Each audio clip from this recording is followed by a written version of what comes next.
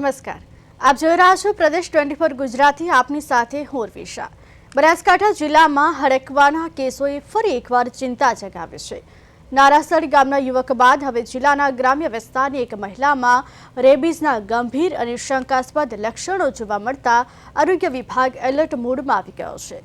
ત્યારે અચાનક જ કેમ વધી રહ્યા છે હડકવાના કેસો, તેને લઈને ચિંતા વ્યાપી ગઈ છે. તંત્ર પણ હરકતમાં આવી ગયું છે અને લોકોમાં ભય જોવા મળી રહ્યો છે. ત્યારે કેમ અચાનક વધી ગયા છે આ પ્રકારના કેસો, કયા કારણોસર થાય છે હડકવા અને આનાથી બચવા શું કરવું જોઈએ, આ તમામ વિષયો પર ચર્ચા કરીશું આજના પ્રાઇમ પ્રદેશમાં.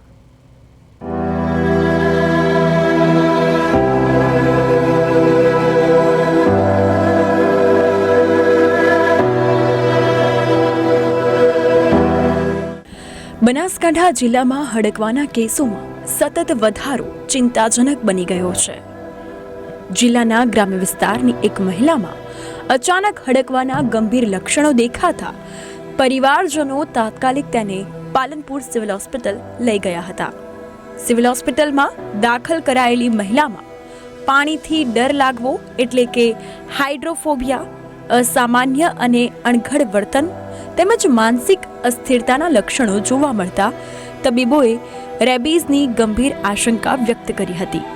આ લક્ષણો હડકવાના અંતિમ અને અત્યંત જોખમી તબક્કાની તરફ સંકેત કરે છે. કેસની ગંભીરતાને ધ્યાનમાં રાખીને પાલનપુર સિવિલ હોસ્પિટલના સુપ્રિન્ટેન્ડન્ટ ડોક્ટર સુનિલ જોશી જાતે જ મહિલાની તપાસ માટે હાજર થયા હતા.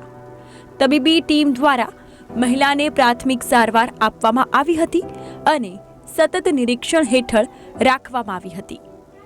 બનાસ જનરલ હોસ્પિટલ પાલનપુર ખાતે આશરે 12:30ની આસપાસ એક સ્ત્રી દર્દી હડકવા સાથે આવેલું અને એ દાંતા તાલુકાના કુંડેલ ગામનું હતું અને 40 વર્ષની ઉંમર હતી અને સ્ત્રી હતી અને એમને પાણી એમની સામે ધરતા જ પાણીથી એકદમ ડર લાગતો હતો અને એમને 2 મહિનાથી 7 મહિનાની વચ્ચે કૂતરું કરડેલું. એમને એક્ઝેક્ટ તારીખ યાદ નથી કે કઈ તારીખે કરડેલું, પરંતુ કૂતરું કરડ્યા પછી એમને દવા એટલે કે ઇન્જેક્શન જે એન્ટીરેબિક વેક્સિનનું લેવું જ જોઈએ લીધેલું નહોતું, એક પણ ડોઝ લીધેલો નહોતો અને એના લીધે એમને હડકવા થયેલો હતો. અને એ દર્દીને અમે સારવાર તો ચાલુ કરી નાખેલી હતી, પરંતુ એમને સમજાવવામાં આવેલું કે એમના સગાને કે આ દર્દીને હડકવા થવાથી હવે બચી શકે એમ છે નહીં, તેથી એ લોકોને અમદાવાદ સિવિલ જવાની ચિઠ્ઠી લખાયેલી હતી. પરંતુ અમારા સ્ટાફને એવું કહીને નીકળ્યા હતા કે અમે પહેલાં ભુવા પાસે જઈશું અને પછી આગળ જઈશું. પ્રાથમિક સારવાર બાદ મહિલાની તબિયત વધુ કથળતી જોવા મળતા પરિવારજનો ચિંતિત બન્યા હતા. અંતે તબીબોની સલાહ અનુસાર મહિલાને વધુ ઉચ્ચ સ્તરની સારવાર માટે અમદાવાદ ખસેડવાનો નિર્ણય લેવામાં આવ્યો હતો. જરૂરી પ્રક્રિયા પૂર્ણ કરી પરિવારજનો મહિલાને અમદાવાદ લઈ ગયા હતા. ઉલ્લેખનીય છે કે થોડા સમય પહેલા નારાસર ગામના એક યુવકમાં પણ હડકવાના લક્ષણો દેખાયા હતા. જો કે સમયસર સારવાર અને તબીબી દેખરેખના કારણે યુવકનું જીવન બચી ગયું હતું, જે તબીબી ક્ષેત્રમાં એક દુર્લભ ઘટના માનવામાં આવી હતી. પરંતુ તબીબોનું કહેવું એવું છે કે દરેક હડકવાના કેસમાં આવવું શક્ય નથી. રેબીઝ એક એવો રોગ છે જેમાં લક્ષણો દેખાયા બાદ દર્દીને બચાવવાની શક્યતા અત્યંત ઓછી રહે છે. આ કારણે પશુના કાટ બાદ તરત જ વેક્સિન અને ઇમ્યુનોગ્લોબ્યુલિન લેવું અત્યંત જરૂરી છે.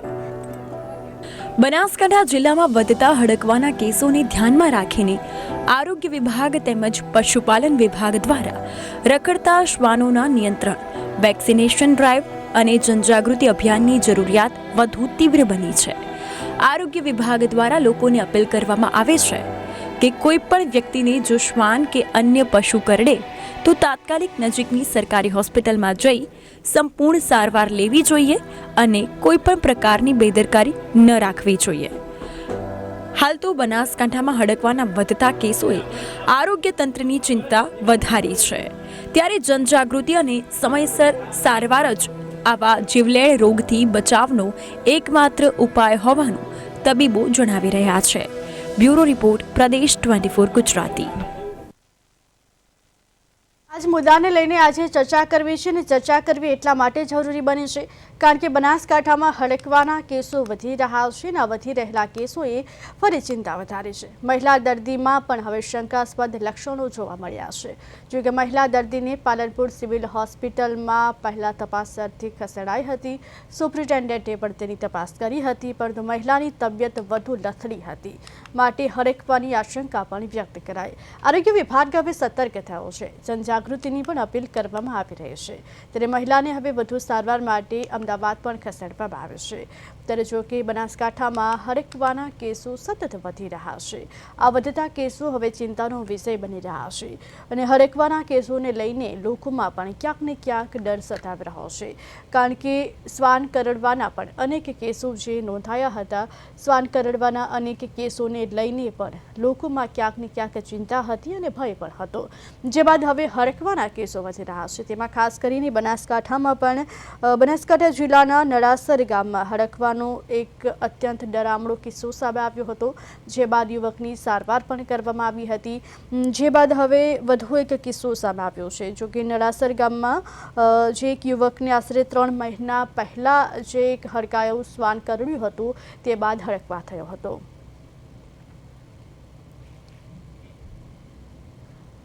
ત્યારે નળાસર ગામમાં ભાગ્યા તરીકે મજૂરી કામ કરતા એક યુવકને આશરે 3 મહિના પહેલા એક કૂતરું કરડ્યું હતું. તે સમયે યુવકને ઘટનાની ગંભીરતાથી નહોતી લીધી અને યોગ્ય તબીબી સારવાર પણ નહોતી કરાવી. જે બાદ હડકવા વિરોધી રસી પણ નહોતી લીધી, જેને લઈને હડકવાનો વાયરસ તેના શરીરમાં ફેલાયો હતો. અચાનક 3 મહિના બાદ હવે યુવકમાં હડકવાના ભયાનક લક્ષણો દેખાવા લાગ્યા હતા. જે બાદ હવે એક મહિલામાં પણ આશંકાસ્પદ લક્ષણો દેખાઈ રહ્યા છે. જો કે મહિલાને પણ 2 મહિના પહેલા એક કૂતરું કરડ્યું હતું. જે બાદ હવે મહિલામાં પણ હડકવાના લક્ષણો દેખાયા છે. ત્યારે જ આ મુદ્દાને લઈને ચર્ચા કરવી જરૂરી બની છે. આ મુદ્દાને લઈને ચર્ચા કરવા માટે અમારી સાથે ડૉક્ટર સુનિલ જોશી જોડાઈ ગયા છે, જેઓ પાલનપુર સિવિલ હોસ્પિટલના સુપ્રિન્ટેન્ડન્ટ છે. જે બાદ અમારી સાથે ડૉક્ટર પ્રવીણભાઈ પટેલ જોડાઈ ગયા છે, જેઓ મનોચિકિત્સક છે. સુનિલભાઈ, પ્રવીણભાઈ, આપ બંનેનું પ્રદેશ 24 ગુજરાતીમાં હાર્દિક સ્વાગત છે. જી સુનિલભાઈ, શરૂઆત તમારાથી કરીશું, કારણ કે હડકવાના જે કેસો છે તે કેમ અચાનક વધી રહ્યા છે? હડકવાના કેસો વધવાનું કારણ આમ તો એક જ વસ્તુ છે કે લોકોમાં અને કૂતરું જ્યારે પણ કરડે છે અને એ લોકો પોતે કોઈ ઇન્જેક્શન લેવા જતા નથી અને સમજી લે છે કૂતરું કરડ્યું તો શું વાંધો છે, આમાં કશું નહીં થાય. એના લીધે જ આ તકલીફ થઈ છે. જી સુનિલભાઈ, જ્યારે પણ જો કૂતરું કરડે તો તે લોકોએ શું કરવું જોઈએ કે હડકવાથી બચી શકાય? હા, હવે કૂતરું કરડે છે એમાં 3 જાતના 3 સ્ટેજ હોય છે. ફર્સ્ટ સ્ટેજ, સેકન્ડ સ્ટેજ અને થર્ડ સ્ટેજ. ફર્સ્ટ સ્ટેજની અંદર ખાલી જસ્ટ લાળ અડકી જવી જોઈએ શરીરને, ચામડીને કોઈ પણ જાતનું સામાન્ય નોર વાગી જવા, જેમાં ચામડી ફાટી ના જાય, એ ફર્સ્ટ સ્ટેજ કહેવાય. સેકન્ડ સ્ટેજની અંદર થોડુંક ચામડીનો ઇન્જરી થઈ હોય અને મ્યુકોઝા સ્કિન ફૂલી જાય અને સ્કિન ઉપર ઇન્જરી થાય, એ સેકન્ડ સ્ટેજ કહેવાય, જેમાં લોહી નીકળે. પેલામાં લોહી નથી નીકળતું ફર્સ્ટ સ્ટેજમાં. અને થર્ડ સ્ટેજની અંદર મોટો ઊંડો હોય છે કે જે અંદર સુધી ઘા થઈ ગયો હોય, સ્નાયુઓ કપાઈ જાય અને લોહી વધારે વહી જાય અને ઘા મોટો હોય. આ 3 સ્ટેજ હોય છે. હવે સામાન્ય રીતે દર્દીને કૂતરું કરડે છે ત્યારે એ લોકો એમ સમજે છે કે આ તો કૂતરું કર્યું છે તો કંઈ વાંધો નથી અને કંઈ થાય અને એમ કરીને ઇન્જેક્શન લેવા જતા નથી, તો આ હડકવા લાગી જતું હોય છે. અને ફર્સ્ટ સ્ટેજની અંદર જ્યારે હોય છે ત્યારે વેક્સિન લેવું જોઈએ અને સેકન્ડ સ્ટેજની અંદર જ્યારે પણ વેક્સિન લેવું, થર્ડ સ્ટેજમાં લોકલ ગુંડ ઉપર પણ ઇમ્યુનોગ્લોબ્યુલિન ઇન્જેક્શન આવે છે, એ પણ લેવું જોઈએ. આ રીતે 0, 3, 7 અને 28 દિવસ સુધી ઇન્જેક્શન લેવા જોઈએ.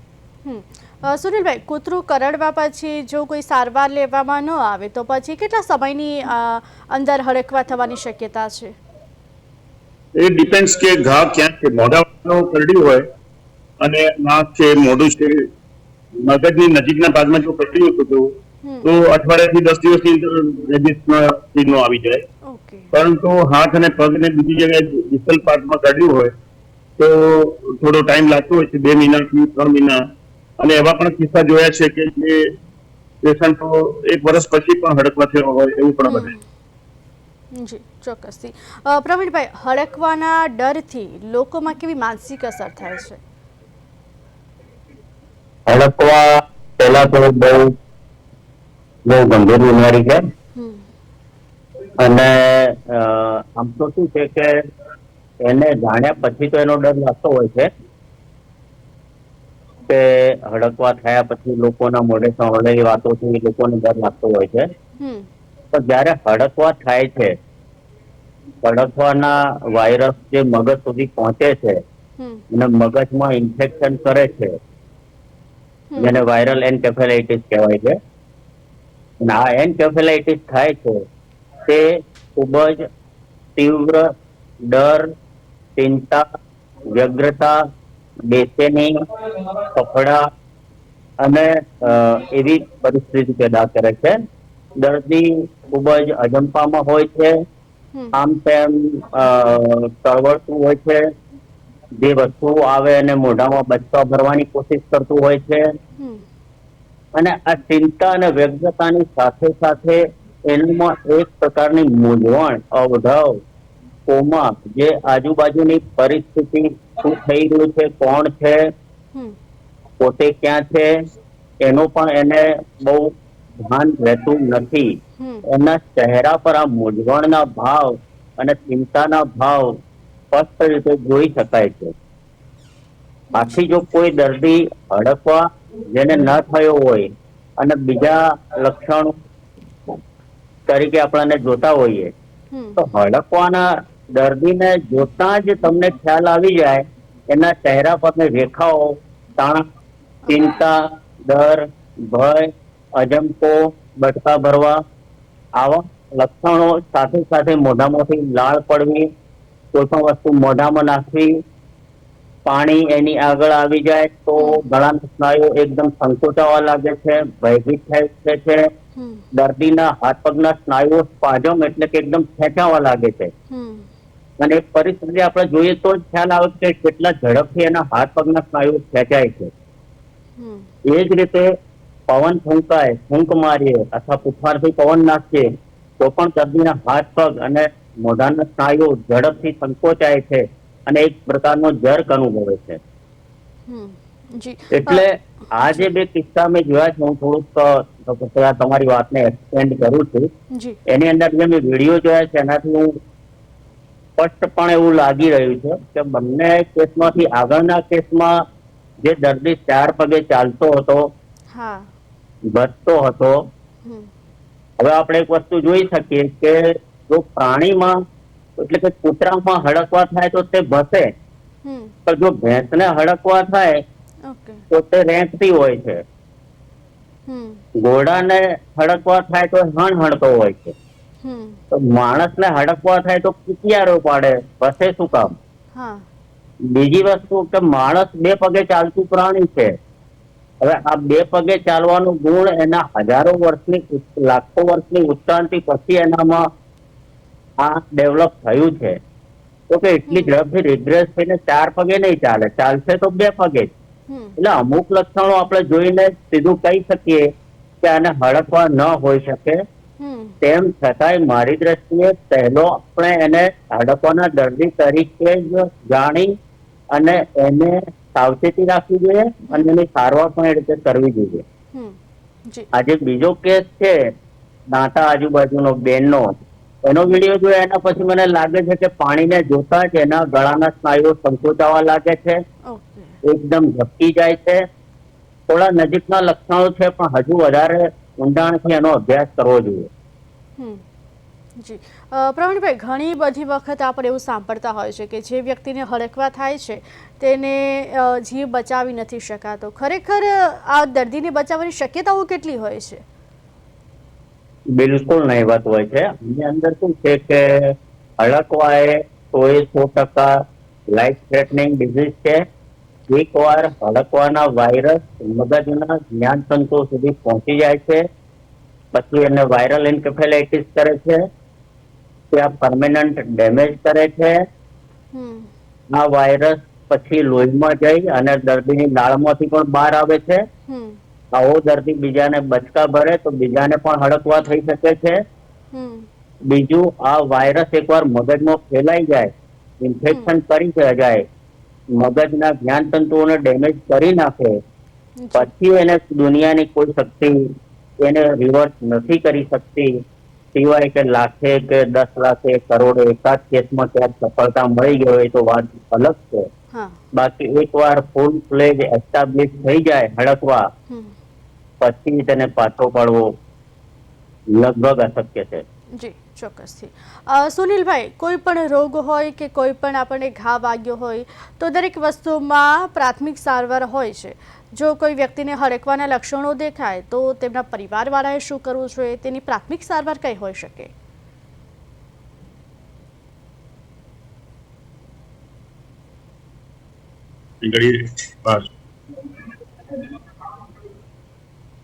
હેલો, જી જી સુનિલભાઈ. ફરીથી પ્રશ્ન પૂછો. જી સુનિલભાઈ, કોઈ પણ રોગ હોય કે કંઈ પણ હોય ત્યારે દરેક રોગ માટે પ્રાથમિક સારવાર હોય છે. જો કોઈ વ્યક્તિમાં અચાનક હડકવાના લક્ષણો દેખાય તો તેમના પરિવારે શું કરવું જોઈએ? તેમની કોઈ પ્રાથમિક સારવાર હોઈ શકે? અચ્છા, પ્રાથમિક સારવાર. હા. જો હડકવા એકવાર થઈ જાય પછી તો કોઈ સારવાર તો સામાન્ય જ હોય, પછી કઈ હોય નહીં, કારણ કે મોત નજીક છે. અને હડકવા થાય એટલે આનું પહેલું ક્રિયા એક જ છે કે જે પાણી જોતાની સાથે જ માણસ એકદમ ગભરાઈ જાય અથવા તો પાણીને દૂર કરી દે અને પાણી પી ના શકે ને એકદમ અત્યારે તમે વિડીયોમાં જોઈ શકો છો કે બેન પાણી ધરવાની સાથે જ એકદમ એમનું મોઢું સંકોચાઈ જાય છે અને ના પાડે જ મારે પાણી નથી પીવું. હવે એની સારવારમાં પ્રાથમિક સારવારમાં તો આમ બીજું કશું નથી હશે. અમે આવી ડ્રીપ અને સપોર્ટિંગ ટ્રીટમેન્ટ આપતા હોઈએ છીએ. બાકી કારણ કે કોઈ બીજી ટ્રીટમેન્ટ છે જ નહીં કે જે અમે ટ્રીટમેન્ટ એવી આપી શકીએ કે જેથી હડકવા પગમાં તૂટી જાય. અને દુનિયામાં આજ સુધી એવો કોઈ કિસ્સો નોંધાયો નથી કે એકવાર હડકવા થયા પછી બચી ગયો હોય, કારણ કે એના મગજના જ્ઞાનતંતુઓ ઉપર અને ચેતાતંતુઓ ઉપર એની અસર થતી હોવાથી અને નેગરી બોડી બની જતા હોવાથી એ ત્યારે પણ એમાંથી બહાર આવી શકતા નથી. જી સુનિલભાઈ, ભવિષ્યમાં હડકવા સંપૂર્ણપણે નાબૂદ કરી શકાય તેવી કોઈ શક્યતા ખરી? એક જ વસ્તુ છે કે દરેક જણે ધ્યાન રાખવું જોઈએ. જે લોકો પણ કૂતરાના સંપર્કમાં આવતા હોય એ લોકોએ પોતે રેગ્યુલર અમુક ઇન્ટરવલ પ્રમાણે રસી લેવી જોઈએ. ખાસ કરીને પશુ ડોક્ટર જે હોય છે એ લોકો આવી રીતે રેગ્યુલર અમારે ત્યાં સિવિલ હોસ્પિટલમાં હડકવાની રસી લઈ જતા હોય છે. પ્રોફાઇલેટિક, એ જે પ્રોફાઇલેટિક કહેવાય. ઘણી વાર કૂતરું ઢોરને કરડે છે જ્યારે ભેંસે કે ગાયને, તો એની લાળની અંદર પણ હડકવાના જંતુ હોય છે. અને એવા પણ કિસ્સા નોંધાય છે કે ભેંસની ગાયની લાળને ટચ થવાથી અથવા તો કોઈ પણ ઘાસ સાથે એની લાળ મળી જવાથી પણ હડકવા થયેલા એવા કિસ્સા જોયેલા છે. એટલે પ્રોફાઇલેટિક જે લોકો પાળતું જે કૂતરા રાખે છે એ કૂતરા પોતાના કૂતરાને રેગ્યુલર રસી કરાવી આપવી જોઈએ. અને જ્યારે પણ સમાજની અંદર એટલું જ્ઞાન હોવું જોઈએ દરેકે દરેક વ્યક્તિને કે ક્યારે પણ કૂતરું કરડે કે કોઈ પણ જાનવર કરડે, ભૂંડ કરડે કે રીંછ કરડે કે કોઈ પણ જાનવર કરડે તો immediately free of charge government સરકાર દ્વારા ફ્રી ઓફ ચાર્જ રસીનો 4 ડોઝ આપવામાં આવે છે. 0, 3, 7 અને 28 દિવસે એ જો લઈ લો તો કોઈ પણ હિસાબે તમને હડકવા થઈ શકે. આ એક જ રસ્તો છે, બીજો કોઈ રસ્તો જ નથી. ઓકે, ચોક્કસથી. જી અને હા, ઘા જે છે એ ઘા જો થયો હોય તો 15 મિનિટ સુધી બરાબર સાબુથી અને એન્ટીસેપ્ટિક સોલ્યુશનથી વ્યવસ્થિત ધોવો જોઈએ. જો ઘા બરાબર ધોયેલો હશે 15 મિનિટ સુધી તો પણ ઘણો બધો ફાયદો થશે. અને ઘાની અંદર પણ અમે ઇમ્યુનોગ્લોબ્યુલિન ઇન્જેક્શન આપતા હોઈએ છીએ, એનાથી પણ પેશન્ટ બચી જવાની શક્યતા રહેતી હોય. આમાં એક જ રસ્તો છે બચવા માટેનો, જે એન્ટીરેબિક વેક્સિન અને ઇમ્યુનોગ્લોબ્યુલિન લોકલ ઘા ઉપર આપવો. આ બે વસ્તુ કરવી એ બહુ અગત્યની છે. જો જાણતા હોય લોકો તો ક્યારે બી કોઈને હડકવા થશે નહીં. ઓકે, જી ચોક્કસથી. પ્રવીણભાઈ, ઘણી બધી એવી ધાર્મિક ને સામાજિક માન્યતાઓ હોય છે, કારણ કે જ્યારે પણ કૂતરું કરડે એટલે લોકોમાં એવી માન્યતા હોય કે પહેલાં કોઈ ધર્મસ્થળે જાય કે અથવા તો ભૂવા પાસે જાય. તો આવી ધાર્મિક ને સામાજિક માન્યતાઓને કારણે સારવારમાં એ કેટલું અડચણરૂપ બને છે? બહુ સરસ પ્રશ્ન કર્યો છે તમે. કે આજ એક મોટો પ્રશ્ન છે. 21મી સદીમાં વિજ્ઞાન એક બાજુ ચંદ્ર પર પહોંચી ગયું છે, પરંતુ હજુ સુધી માણસ પોતાની રોગો અને તેમાં કયા પ્રકારની સારવારની જરૂર છે અને આવી અંધશ્રદ્ધાઓથી કોઈ જ ફાયદો નથી થઈ શકતો એવી બાબતોની જાણકારીથી ખૂબ જ દૂર છે. એટલે દરેક વ્યક્તિને મારી પાસેથી એક સલાહ છે કે તમે ભલે શ્રદ્ધા રાખો, અંધશ્રદ્ધા નહીં. તમે જે દેવી દેવતાઓમાં માનતા હો એમના દીવાબત્તી કરો, પ્રાર્થના કરો, બધું કરો, પરંતુ અંધશ્રદ્ધામાં ન જાઓ. લોકો અંધશ્રદ્ધાના લીધે મેં જોયું છે કેટલાય લોકો સર્પદંશ પછી અંધશ્રદ્ધાના માર્ગે જઈ અને કઈક વિધિઓ કરાવે છે અને અંતે દર્દી પોતાનો જીવ ખોઈ બેસે છે. એ જ રીતે હડકવામાં પણ જો આજે મેં સાંભળ્યું છે કે જે તે દર્દીને કોઈ ભુવા પાસે લઈ ગયા છે. હવે જો એને ખરેખર હડકવા હોય તો આ ખૂબ જ ગંભીર પરિસ્થિતિ છે. એનાથી કોઈ ફાયદો તો થતો નથી. દર્દી તો આમ બી હડકવા થયા પછી મરી જતો હોય છે, પરંતુ તેની આસપાસના લોકો સાવચેતી ન રાખવાના લીધે તેની લાળ તેમના શરીર પર પડેલા કોઈ ઘા પર પડે છે અને વાયરસ અંદર જાય છે તો તેમને પણ હડકવા થઈ શકે છે. બીજી વસ્તુ કે આ જે હડકવા ના રોગીઓ છે એમાં જો હડકવા ન હોય તો બીજું શું હોઈ શકે? તો 3-4 શક્યતાઓ છે જેની હું અહીંયા નોંધ આપીશ. એક હિસ્ટેરિકલ કન્વર્જન રિએક્શન. એની અંદર દર્દીને કોઈ ઘરની અંદર પરિસ્થિતિઓમાં, કામની જગ્યાએ, ઓફિસમાં, સ્કૂલમાં કે ગમે તે જગ્યાએ કઈ પ્રશ્ન હોય છે અને આ પ્રશ્નને તે સીધી રીતે રજૂ નથી કરી શકતો. તેથી તેનો આ તણાવ, મનની અંદર રજૂ ન કરી શકવાનો તણાવ શારીરિક ચિહ્નો રૂપે બહાર દેખાય છે. બીજું કલ્ચર બાઉન્ડ સિન્ડ્રોમ અને પજેસિવ સિન્ડ્રોમ. એટલે કે કેટલાક સંસ્કૃતિઓમાં, સમાજોમાં કે પ્રદેશોમાં જોવા મળતી કેટલીક પરિસ્થિતિઓ જે તે સમાજ અથવા સંસ્કૃતિ પૂરતી જ જોવા મળતી હોય છે. જેમ કે માતા હોવું, શરીરમાં કોઈ વ્યક્તિને ધારણ કરવા, કોઈ મૃત વ્યક્તિની આત્માને ધારણ કરવો, આવા બધા લોકો કરતા હોય છે. આને આપણે અંધશ્રદ્ધા ન કહીએ તો એક પ્રકારનો માનસિક રોગ હોય છે જેની અંદર દર્દી પોતાના શરીરમાં પોતાના વહાલા મૃત વ્યક્તિને અથવા એની આત્માને પોતાના શરીરમાં ધારણ કરવાની સાથે તેની ઈચ્છાઓ અને તેના ઈરાદાઓ પોતાના થકી રજૂ કરે છે. ત્રીજું છે ડિસોસિએટિવ ડિસઓર્ડર. એની અંદર દર્દીના શરીરમાં કોઈ બીજા વ્યક્તિનો પ્રવેશ થાય છે અથવા જે તે સમયે વ્યક્તિ તે પોતે નથી અથવા પોતે કઈ અલગ વ્યક્તિ છે એવું માનવા મળતો હોય છે અને તેના વ્યક્તિત્વના બધા જ ગુણો અને લક્ષણો સાઈડમાં મૂકી અન્ય વ્યક્તિની જેમ વાતો અને વ્યવહાર કરવા લાગે. ઓકે જી, ચોક્કસથી.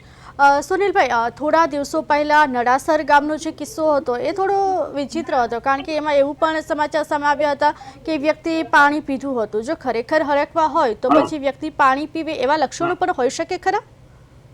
ના, બરાબર છે. તમે એ વસ્તુ બરાબર સમજાવો કે એ દર્દી અમારે ત્યાં 31 તારીખે રાત્રે વહેલી સવારના 3:15 આવેલો. ત્યારે બહુ ધમાલ કરતો હતો અને એના વિડીયો અમને આપેલા એમના સગાવાલાએ કે જેમાં એ 4 પગે ચાલતો હતો, કૂતરાની જેમ રસ્તો હતો અને દોરડા કાપી જતો હતો, મોઢાથી દાંતથી દોરડા કાપતો હતો વગેરે વગેરે. બધું ઘણું બધું અમે જોયું હતું. અને એ જયારે દર્દી અમારે ત્યાંથી લાવવામાં આવ્યો ત્યારે બાંધીને લાવવામાં આવેલો અને અમે પણ એને પલંગ સાથે બાંધીને દવાઓ ચાલુ કરી નાખેલી. અને એ વખતે એવી સ્થિતિમાં નતો કે અમને કશી જવાબ આપી શકે. પછી અમે એ દોરડા તોડીને રૂમની અંદર ખુલ્લો થઈ ગયેલો ત્યારે અમે એને રૂમમાં પૂરી દીધેલો અને પછી ફરી પાછો કાબુમાં લઈ અને ઇન્જેક્શન આપીને બેહોશ કરી અને ઉડાવીને દવાઓ ચાલુ કરી નાખેલી રાત્રે. પછી બીજે દિવસે સવારે જયારે અમે રાઉન્ડ લીધો ત્યારે એ બિલકુલ સ્વસ્થ હતો, ભાનમાં હતો, બધું જ સમજતો હતો અને બધી જ એને હિસ્ટ્રી પણ આપેલી કે એને ઘણા ટાઈમ પહેલા કૂતરું કાઢેલું અને 3 ડોઝ લીધેલા અને છેલ્લો ડોઝ લેવાનો બાકી રાખેલો. અને પછી એને અમને એમ પણ કીધું કે મને અત્યારે કશી તકલીફ નથી, અને મેં એને કીધું કે તું પાણી પી, એટલે આજે મેં એને પાણી પીધું બોટલ લઈને, અને એને કોઈ પણ જાતના સિમ્ટમ્સ દેખાયા નહીં હડકવાના. એટલે અમે નક્કી કરી નાખ્યું કે આને હડકવા નથી, અને એ કોઈ માનસિક રોગ અથવા દારૂ પીને એને કંઈક ધમાલ કરી હોય એવી વધારે શક્યતા હતી. એટલે એ હડકવાનો કેસ હતો જ નહીં.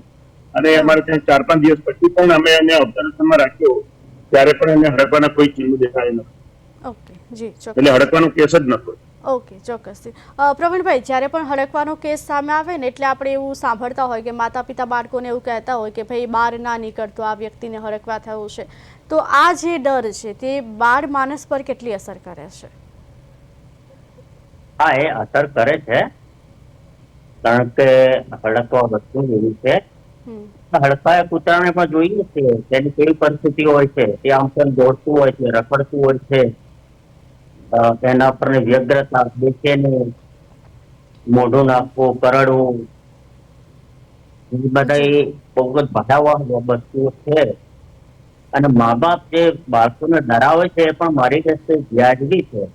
કારણ કે જો હડકાયું કૂતરું થયું હોય અને બાળકનો જો એને ગંભીરતાથી ન લે ને એ જો કૂતરાની આસપાસ ક્યાંક જાય અને બટકું ભરે તો જીવનો જોખમ છે.